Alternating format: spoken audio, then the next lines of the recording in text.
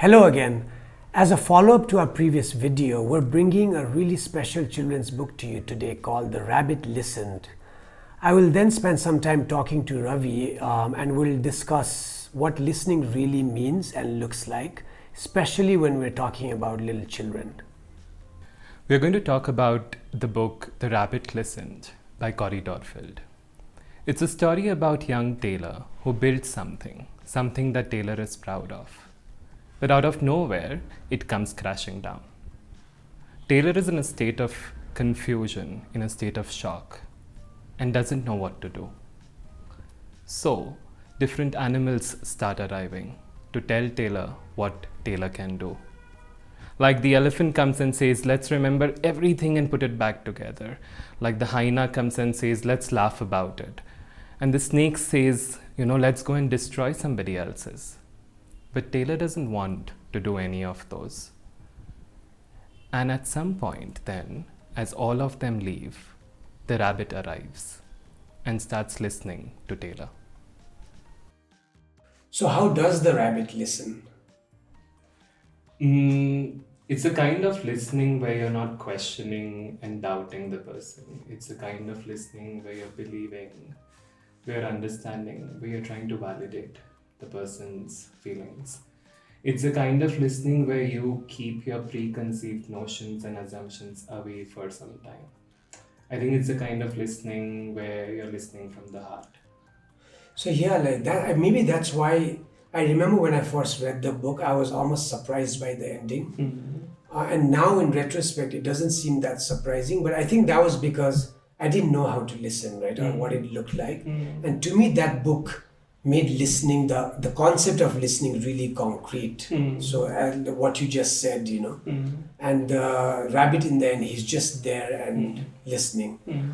So that's why I think the ending has really stayed with me for a long time. So what else is it about the book that has sort of stayed with you?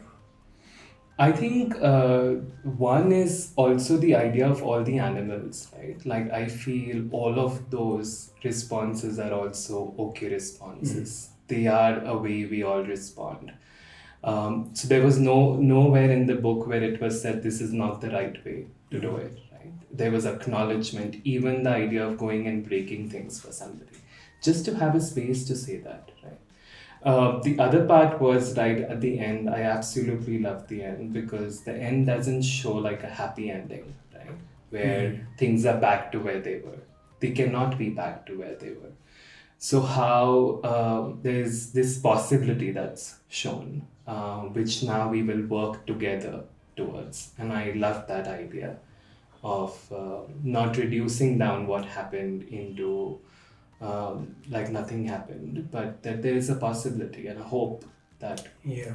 So like even just now, you saying this is making me think of different things because like I wouldn't have necessarily said that the other animals' responses were not okay, etc. But to hear it from a therapist is reassuring. Like, yes, it's okay to yell sometimes. It's okay to break things if that's what you need to do at the moment. But I think with kids, we are either not listening to them carefully or we are always trying to get them to do things that's supposed to be good behavior, etc. And sometimes we just want to vent. So you would also say that I think at the heart of the book, it's also showing that sometimes we just need to vent, right? And we just want somebody to just listen and not judge or offer any advice or anything. Would you say that?